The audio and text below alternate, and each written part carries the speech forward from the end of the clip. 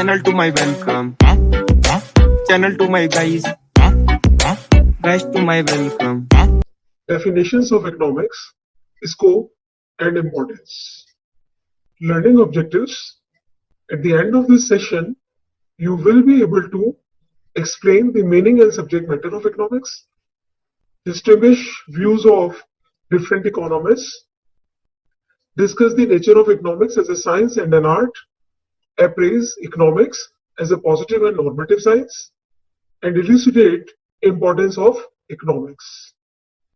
Definitions of economics, how to define economics. There is a great deal of controversy about subject matter and proper definition of economics.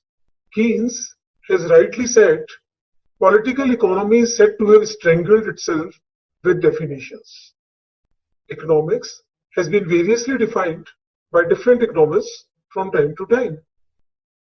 These definitions can be categorized into old definitions and modern definitions. Now, old definitions can be categorized into three categories: well definitions, welfare definitions, and scarcity definitions. Well definitions. In this category, the most important definition is by Adam Smith. Adam Smith is also known as the father of economics because economics as a systematic discipline started only after the publication of Adam Smith's book known as Wealth of Nations. Adam Smith defined economics as an inquiry into the nature and causes of wealth of nations. From this definition, we can derive the salient features of Adam Smith definitions. The first salient feature is study of wealth. According to the definition of Adam Smith, economics is only concerned with wealth earning activities. Every human living in the society needs wealth to fulfill their basic requirements. All the human beings living in the society are concerned to earn more and more wealth. It means economics deals with production, distribution, exchange, and consumption of wealth. Another salient feature of this definition is that it places secondary place to mankind. The wealth-centered definitions of economics has given first priority to wealth and secondary priority to mankind. Adam Smith assumed that mankind is for wealth, but wealth cannot be for mankind. The third feature regarding source of wealth. According to Adam Smith, salary or wages earned by laborers is the only source to earn the wealth. Adam Smith has suggested that active laborers can earn higher amount of wages through the division of labor. Because division of labor leads to specialization, it increases the productivity. And productivity increases means from the same resources more can be produced. So in this way, wealth of nation can be increased. Another feature is a study of economic men. Adam Smith claimed that economics study the behavior of that person whose main objective is to earn more and more money. Human of such nature, in the word of Adam Smith, is economic man. Now, Adam Smith's definition is not free from defects. It has been criticized on various grounds. The very first criticism is narrow definition. The well-centered definition of economics has given a stress on only those activities which are related to wealth earning activities. This definition excludes those human beings who are not related to wealth earning activities, who are not involved in wealth earning activities. So this definition could not study the activities of those people who are engaged in social services. That is, the activities which do not lead to any earning. It justifies that wealth definition as a narrow definition. Another criticism is it puts overemphasis on wealth rather than human beings. Adam Smith extremely emphasized wealth by giving primary importance to wealth and secondary importance to mankind. Critics pointed out that wealth is for human beings, but human beings are not for wealth. Therefore, human life cannot be sacrificed for wealth. Rather, wealth should be used for the betterment of mankind. Another criticism, it puts emphasis on only single source of wealth. According to Adam Smith, wages earned by laborers are only source of wealth of nations. But critics pointed out that natural resources, human resources, capital resources, and physical resources are also the sources of wealth of nations. Another criticism, unrealistic concept of economic man. He assumed that every human being who wants to earn money is known as economic man. According to critics, almost all human beings have their own qualities of human life, such as a feeling of life, experience, self-esteem, respect, trust, etc., which provide greater satisfaction rather than wealth in their life. So the pure economic man does not exist in real life. Coming to the welfare definitions, the important one is that by Marshall. Marshall shifted the focus of economics from wealth aspect of Adam Smith to welfare aspect. According to Marshall, economics is a study of mankind in an ordinary business of life. It inquires how a man earns income and how he uses it. Thus, it is on the one side the study of wealth, and on the other, the most important part is the study of mankind. Marshall's definition has also been supported by A.C. Pigou and Edwin Cannon. Now we can look into the salient features of Marshall's definition or viewpoints. First is primary importance to mankind. According to him, economics is the study of mankind in relation to wealth. That is, he explains how a man in the ordinary business earns wealth and utilizes to achieve maximum satisfaction. So it would put emphasis on the uses of wealth to attain satisfaction. He further added that wealth is for betterment of mankind. Mankind is not for wealth. So therefore, primary importance should be given to mankind and not to wealth. Another important feature is study of ordinary human beings. The definition given by Marshall has given highly stress or high emphasis on ordinary human beings rather than economic man of Adam Smith. Recall, Adam Smith used the term economic man. In the view of Alfred Marshall, ordinary human beings are those who get involved not only in accumulating more and more wealth, but also those who try to experience love, sympathy, goodwill, respect, honor, prestige, and cooperation. Third feature is study of material welfare. Marshall has highly focused on material welfare.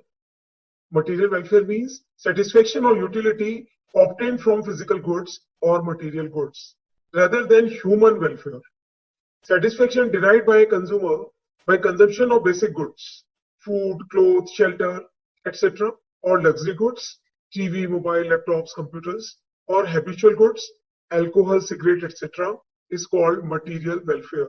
Whatever utility the person is getting from these resources, material resources, is counted as material welfare. Social science. According to Marshall, economics study those human lives in the society. It does not study the isolated person not belonging to the society, such as sages, monks, etc., who are not regarded to be active participants in the society. As economics studies the economic behavior of people living in the society, it is called social science. Now, Marshall definition has also been criticized on various grounds. The very first criticism is that it is classificatory in nature. Marshall classified human activities into material and non-material welfare, ordinary and other businesses. However, he could not clarify the differences between these terms. Therefore, in the view of Robbins, this definition is classificatory in nature rather than analytical in nature. Second criticism or weakness, narrow or limited scope. Marshall stressed that economics studies just about material welfare, obtained from materialistic activities carried out by human beings. On the other hand, critics pointed out that there is some other non-material welfare which fulfills human desires and needs that come under the subject matter of economics. But Marshall ignored that. Third criticism is lack of clear concept about welfare. Marshall is highly focused on material welfare rather than human welfare in his definition. As Robbins pointed out, that the concept of welfare differs according to time, place, and circumstances. A smoker and alcohol lover considers smoking and alcohol good and promotes his welfare. On the other hand, same commodities such as harmful drugs, tobacco, and alcohol are harmful to other non-smokers because they cannot promote their welfare in any form. Another criticism is it excludes human science. It is a social science.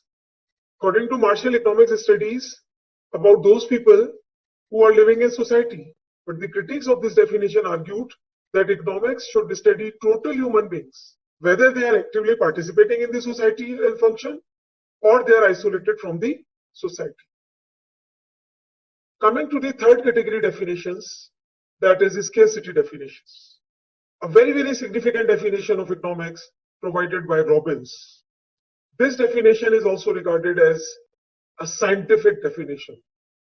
According to Robbins, economics is a science which studies human behavior as a relationship between ends and scale means which have alternative uses.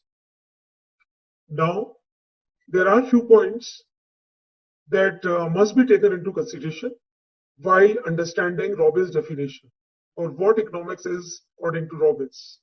First is unlimited wants. Human wants are unlimited in number. Whenever one want is satisfied, automatically several wants grow up. Hence, it is endless. With the progress in civilization and development, science and technology, numerous wants are developed. New wants are developed. Again, several human wants are reoccurring too, as wants are ever growing, never ending. But compared to wants, human resources or means to satisfy those wants are limited. Second feature, the means refer to goods and services which we use to satisfy our wants. They are material and non-material goods like time, money, services, resources, etc. These resources are scarce.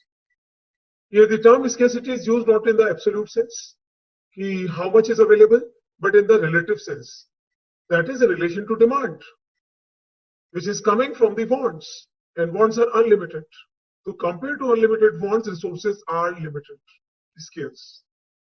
A commodity may be available in a small quantity, but suppose if nobody demands it, then it is not scarce. So scarcity to be treated in relative sense, in relation to demand. Third is alternative uses of resources. Resources are not only scarce, but they have alternative uses. Resources can be put into several purposes. Time available to a person, it can be used in various types of activities. Therefore, taking these three together, unlimited wants, limited resources, which have alternative uses, Robbins talked about economizing resources. We don't have enough resources to waste. So the main problem of economics is how to satisfy the unlimited wants with limited means, which have alternative uses. How to go for most efficient utilization of these limited resources. Robbins describes this problem as the problem of economizing the scarce means, or it is the choice of making of an economic activity. First, in which of the economic activities the resources need to be used. According to Kessel, economics is the science of scarcity. Economics is thus a study of certain kind of economics, so he supports Robbins' definition. And problem of choice, from all this discussion, it can be concluded the basic nature of economic problem is the problem of choice. And why did it arise? Why everyone faces the problem what to choose? Because wants are unlimited, resources to satisfy them are limited, and they have alternative uses. The problem of choice making is the most fundamental nature of economic problem.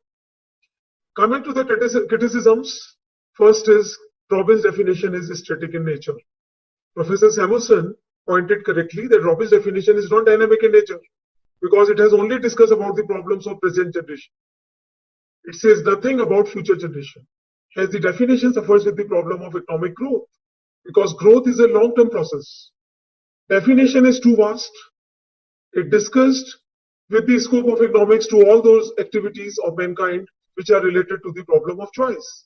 The problem of choice is found in both social science, social and unsocial beings. that it has no special significance in real world. Third is economic problems sometimes also arise from more supply. That is, problems arising due to abundance, not scarcity. Some economists claim that economic problem also arises from the plenty of goods as well. One example is there in history. The Great Depression of 1930s in USA was due to abundance of goods, because that time there was lack of demand during depression. The industries were having excess capacity to produce, but since not much demand was there, they were not able to utilize their existing capacity. So it was not due to scarcity of resources. Not fit for socialist economy. Professor Morris has criticized Robbins' definition that it is not applicable for a socialist economy, because in this type of economy, government takes all the initiatives for supplying all the basic necessities of life among the citizens. For the betterment of whole society, the government usually launches several beneficiary activities. In economics, we make a distinction between capitalist and socialist economy. So definition is more applicable in a capitalist economy where the people themselves take decisions.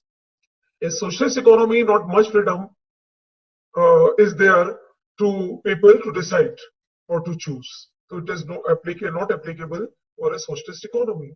Growth-oriented definitions include Samuelson's definition. According to Samuelson, economics is the study of how man and society choose, with or without the use of money, to employ scarce productive resources, which could have alternative uses, to produce various commodities over time and distribute them for consumption now and in the future amongst various people and groups of society.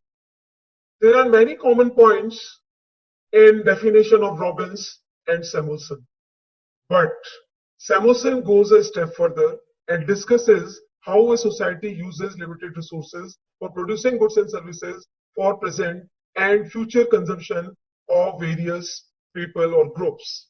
The above definition is very comprehensive because it does not restrict to material well-being or money measure as a limiting factor, and it considers economic growth over time. So it is very dynamic. Now, so it is dynamic in nature. Now coming to the scope of economics, what do we mean by scope of economics of a subject? While discussing the scope of any subject or economics, it is to indicate whether economics is a science or an art, and a positive science or a normative science. It also covers the subject matter of economics. Economics as a science and an art. First, we are taking how to treat economics as a science. So we must understand first what is meant by science. Science deals with systematic studies signifying the cause and effect relationship. In science, facts and figures are collected and are analyzed systematically to arrive at any certain conclusion. Any science based on facts, not on value judgments. When we apply these characteristics to economics, economics can be considered as a science. However, economics is treated as a social science. Economics is a branch of knowledge where the various facts relevant to it have been systematically collected, classified, and analyzed. Like in science, it is based on the formulation of theories and laws, and it deals with the cause and effect relationship. It deals with cause and effect relationship. So therefore, economics is very much a science. Economics as an art. How do we define an art? Knowledge is science, action is art. It means applying the theoretical knowledge of a discipline in practice for the solution of problems is known as art.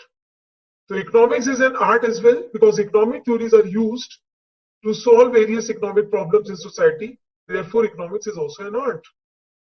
At various times, economists suggest what needs to be done to solve the problem of unemployment, to increase the growth rate of our GDP, to increase the saving rate, what needs to be done. That kind of suggestions come from economists. Now, economics is a science, but whether it is a positive science or a normative science. He is distinguished between a positive science and a normative science. What is meant by positive science? Positive science may be defined as a body of systematized knowledge concerning what it is, what is existing presently, while a normative science is a body of systematized knowledge relating to the criteria of what ought to be. Positive science does not indicate whether what is good or what is bad to the society, but a normative science makes distinction between good and bad. Why economics is a positive as well as normative? When we apply the features of positive science, then we see that positive economics is concerned with how aggregate consumption and investment, how the national income and employment, and how the general price levels are determined. Various theories explain this, how they are determined. That is what it is. How actual wage rate is determined. What actual wage rate or saving rate or the interest rate is prevailing in the economy. All this relates to positive economics, but does not go into the question of what wage rate should be paid to the labor in order to avoid exploitation. Economics also a normative economics because it asks the questions, what should be the saving rate, what should be the distribution of income, what price should be fixed so as to achieve maximum social welfare. Now coming to the subject matter of economics, economics can be studied using traditional approach and modern approach. Traditional approach, economics is studied under the 5 major divisions, namely consumption, production, exchange, distribution, and public finance. Consumption, what is meant by it? Satisfaction of human wants through the use of goods and services. That is, it deals with demand side. And demand is very, very important in economy. It provides the base for the whole economics. No demand is there, no need for production. Production, creation of utility or producing things for satisfying human wants. Exchange, goods produced not only for self-consumption but also for sales. The process of buying and selling constitutes exchange.